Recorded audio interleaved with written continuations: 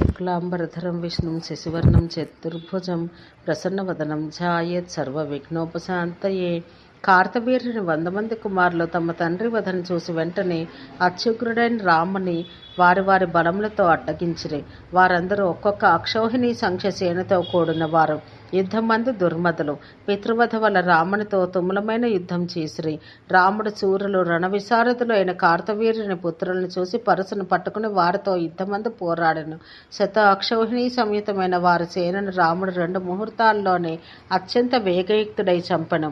తమ సైన్యమంతయు సులభంగా లీలగా నిశ్శేషంగా కుఠారంచే చంపబడుట చూసి వారందరూ వీర్య సమేతులై నానావిధ దివ్య ప్రవహారములతో మహాపరాక్రమ తేజంతో మహాత్ముడైన భార్గవుని చుట్టుముట్టి చక్రమండలంగా యుద్ధం చేసిరి. అంత బలవంతుడు భగవంతుడు అగు రాముడు వారి మండల మధ్యగుడై చక్రానికి మధ్య ఉండ నాభిగా ప్రకాశించెను. శతసంఖ్య గల కార్తవీర్యుని కుమారులు అతని చుట్టూ పరిభ్రమించుచుండ రాముడు వారిలో ఒక్కొక్కనికి అభిముఖుడై బృందావనమున గోపికలతో రాసక్రీడా సమయాన నృత్యం చేయు కృష్ణుని చుట్టూ తిరుగు గోపికల మధ్య ఉన్న వాని వలె అగుపించెను. ఆ సమయాన బ్రహ్మనాయకుడుగా దేవతలు తమ తమ విమానముల యందుండి ఆహీన వీర్యుడైన రాముని వలన కలిగిన పుండ్లు నఖములతో దంతములతో చేయబడినట్టుగా అగపించెను. శస్త్రములు చే గాయములు పడి దెబ్బలు తిన్న వారి యొక్క ఆక్రందనలు గోలలు ఉచ్చైస్వరంతో గీతములు ఆలపించు గాయకుల పాటల వలె ఉండెను. ఈ విధంగా ప్రవృత్తములైన నృపయుద్ధ మండలమును విస్మయంతో కూడిన నేత్రములతో దేవతలు చూసిరి. అంత రాముడు కార్తవీర్యుని కుమారులను వివిధ అస్త్ర సముదాయాలతో చంపవలనని కోరి అతి శౌర్యవంతుడు తన చాపమును చేతపట్టి అతి బలవంతులుగా ఎందరినో విడగొట్టి వేరొక పంక్తిగా చేసెను. ఈ వీరులను ఒక్కొక్కని రాముడు చంపెను. ఆ కుమార శతంలో 5 ధైర్యం వీడి పలాయితులైరే. వారు సూర్యుడు, వృషాస్యుడు, వృషసేనుడు, జయధ్వజుడు, మహాభయపరీత చిత్తులు. ప్రాణమును రక్షించుకున్న కోరికతో వారు హిమాద్రి పాదాంతర కాననాలకు పరువిడి విడివడి ఒక్కొక్క వైపుకు వెడలిపోయిరి. భృసార్థులైన వారిలో ఏ ఒక్కడు తర్వాత కంటికి కనిపించలేదు. కార్తవీర్యునికి సహాయార్థం వచ్చిన నృపమండలిని రాముడు చంపి ఆకృత వ్రణునితో కలుసుకొని నర్మదకు వచ్చి సంతోషంతో స్నానం చేసి నిత్యక్రియలు చేసి వృషభధ్వజుడైన ఈశ్వరుని ఆరాధించి కైలాసవాసి అయిన శివుని దర్శించుటకు ఓ రాజా రాముడు బయలుదేరను. అందు రాముడు గురుపత్ని అయిన ఉమను కుమారులైన స్కంద వినాయకులను కూడా చూచుటకు మనోగతితో ఆకృత వ్రణ సంహితుడై వెళ్ళెను. కృతకార్యుడు సంతోష సంభరితుడు అగు రాముడు వెంటనే కైలమును చేరి అచ్చట గొప్ప నగరమైన అలకాభిధను నానామణి గణాకీర్ణ భవనాలచే శోభితమైన దాన్ని చూసెను. విచిత్ర భూషణాలతో నానా రూపమును దాల్చి ప్రకాశించు యక్షులతో శోభిల్లా ఆ పట్టణం నానా వృక్ష సమాకీర్ణమైనది. ఉపవనాలతో కూడి ఉన్నది. దీర్ఘికలతో అనగా దిగుడు బావులతో సుదీర్ఘములైన తటాకములతో విలసిల్లునట్టిది. సీత అను పేరుతో ప్రకాశించు అలకనందుచే బాహ్యమున కూడి ఉన్నట్టిది అగు ఆ నగరాన్ని చూసెను. దప్పిక లేకపోయినా ఏనుగుల ఆ నదీ జలమును తాగెను. ఆ నదీ జలములు దేవాంగనను స్నానములు చేసి విడిచి వెళ్ళిన కుంకుమలతో పింజరవర్ణములగుట ఆ ఏనుగుల పింజరవర్ణమును పొందినవి. గంధర్వులు అప్సరలు కలిసి పాడినట్టు సంగీత నాదములచట వినవచ్చును. వీటినన్నింటినీ చూసి భార్గవరాముడు అత్యంతం సంతోషం కలవాడయ్యను. శైవపరమైన గృహం పైన గల శిఖరమునకు రాముడు వెళ్ళెను. అందు రాముడు దట్టమైన చల్లని స్నిగ్ధఛాయం ఒక మహావటం చూసెను. ఆ వటం కింద ఉత్తమమైన ఆవాసం కలదు. అది సుసేవ్యం సిద్ధులతో కూడుకొని ఉన్నది. అచ్చట ఒక ప్రాకారమున రాముడు చూసెను.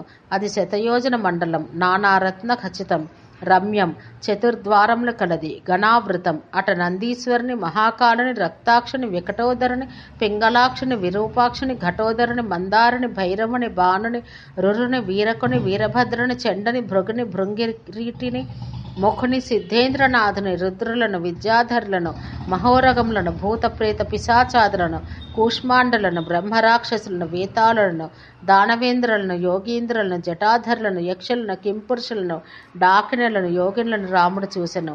హృదయాంతరాన సంతోషం కలవాడై నందీశ్వరుని ఆజ్ఞతో లోనికి ప్రవేశించెను.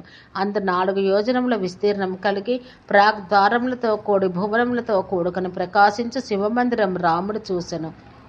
ప్రాగ్ద్వారమున కార్తికేయ వినాయకులు కూర్చుని ఉండిరి. కార్తికేయుడు వామభాగమున, వినాయకుడు కుడివైపున ఉండరి. శివతుల్య పరాక్రములైన వారు ఇద్దరిని చూసి రాముడు నమస్కరించెను. అందు శ్రేష్ఠులకు ఈశ్వర పార్శ్వదులను క్షేత్రపాలలను చూసెను. వారి రత్నసింహాసనస్థులు, రత్నభూషణ భూషితులు. శివమందిరాన్ని ప్రవేశించబోవు రామునితో వినాయకుడు, ఓ మహానుభావ, క్షణం నిలువుము. ఇప్పుడు మహాదేవుడు ఉమతో నిద్రిస్తున్నాడు. నేను ఈశ్వరాజ్ఞను గ్రహించి క్షణకాలంలో వచ్చి నీతో కలిసి ప్రవేశించగలను. సోదరా, ఇప్పుడు క్షణం నిలువుము అని పలికెను. భార్గవనందనుడు వినాయకుని పలుకొడుమని తొందరతో కూడుకుని గణేశునితో రాముడు పలక ప్రారంభించెను. ఓ సోదరా, ఇచ్చటి నుండి లోనికి వెళ్ళి జగదీశ్వరులైన పార్వతీ పరమేశ్వరులకు నమస్కరించి వెంటనే తిరిగి వచ్చి నిజమందిరానికి పోయేదను. కార్తవీర్యుడు సుచంద్రుడును సుపుత్ర బలబాంధవులతో శంభు ప్రసాదాన యుద్ధంలో చంపబడిరి. అంతేకాక ఇతరములైన అన్యభూపతులు సహస్రసహ కాంభోజులు, పహ్లవులు, శకులు, కాన్యకుబ్జులు, కోసలులు, మాయావంతులు, మహాబలురు యుద్ధమున శంభు ప్రసాద వశమున ఎల్లరును హతమార్చబడిరి.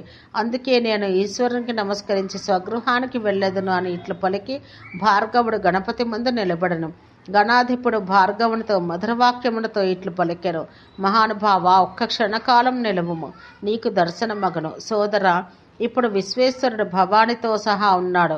ఏకాశన సంస్థితులైన స్త్రీ పురుషులున్న సమయాన సుఖ భంగం ఆచరించిన వాడు నరకమును పొందును.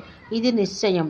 అంతేకాక పితరిని కాని, భూపతిని కాని, బ్రాహ్మణుడు రహస్యంగాను ఆసీనులయ్యుండను చూడరాదని ధర్మ నిశ్చయం. కామయుతుడు కాని, కామరహితుడు కాని, సురతోన్ముఖుడైన ఒకరిని వేరొకడు చూస్తే అతడు 7 జన్మాంతరముల స్త్రీ విచ్ఛేదం పొందును. ఇది ధ్రువం. పరస్త్రీ యొక్క కాని, తల్లి యొక్క కాని, సోదరి యొక్క కాని, కుమార్తె యొక్క కాని పితరులను వక్షస్థలమును వక్త్రమును ఎవడు చూచునో అతడు నరాధముడు. భార్గవుడు ఇట్లను, అహో అపూర్వం, ఇంతకు పూర్వం చెప్పబడని దుష్టవచనములు నీ ముఖం నుండి వింటిని. ఆ పలుకులు భ్రాంతితే చెప్పబడ్డవా, లేక పరిహాసం కొరకు ఇట్లు చెప్పితివా? సవికారులు కాములైన వారి విషయమై ఈ వాక్యములు నిరదర్శనములు కాని, నిర్వికారునికి పసిబిడ్డకు ఎచ్చటనూ దోషం కాదు. సోదరా, నేను అంతఃపురానికి వెళ్ళేదను. ఓ బాలకా నువ్వు ఊరుకొనుము. అక్కడ చూసిన దాన్ని బట్టి తత్సమయోచితంగా వర్తిస్తాను. మన తండ్రి తల్లి అందు ఉన్నారు పార్వతీ పరమేశ్వరులు. యావత్ జగతికి తల్లిదండ్రులను నీవు నిరూపించితివి కదా అని ఈ విధంగా పలికి భార్గవరాముడు లోనికి పోవ సముజ్జితుడయ్యను. అంత వినాయకుడు లేచి సంభ్రాంతుడై వారిరువురికి వారి దోషమును తెలియజెప్పెను. వారిద్దరూ చేతులతో పట్టుకుని విడదీసి గెంటెను. పరవీర నాశకుడైన భార్గవుడు క్రుద్ధుడయ్యను. పరస్వధమును తీసుకుని గణేశ్వరునిపై విసర సముజ్జితుడయ్యను. భార్గవుడు కోపంతో తనపై గదను వేయబోనట్టును వినాయకుడు చూసెను. అప్పుడు గణేశుడు భార్గవుడు తనపై పరసును విక్షేపింప పూనుకొన వెంటనే తన కరముతో భార్గవుని ఎత్తి వెంటనే అతని భూర్లోకం, భువర్లోకం, స్వర్లోకం, తపోలోకం, ఊర్ధ్వలోకం, మహర్లోకం, జనలోకం, సత్యలోకం తీసుకుని పోయి వైకుంఠానికి తెచ్చెను. ఈశ్వరసుతుడు గోలోకానికి భార్గవునికి చూపెను. అచటి నుండి క్రిందకు అధోలోకములకు పడవేసి 7 పాతాళములను చూచెను. ఈశ్వరసుతుడు గోలోకమునకు భార్గవుని చూపెను. అచటి నుండి అతన్ని ఊర్ధ్వలోకాలకు ఎత్తి అచటి నుండి వెంటనే జలమధ్యంలో విసురను. భార్గవుడు భీతుడయ్యను. తన ప్రాణంను రక్షించుకొన ఆత్రం వహించెను. అంత గణేశుడు రాముని పూర్వం నిలుచుండి ఉన్న స్థానానికి తీసుకుని వచ్చి నిలిపెను. ఓం శాంతి శాంతి శాంతి.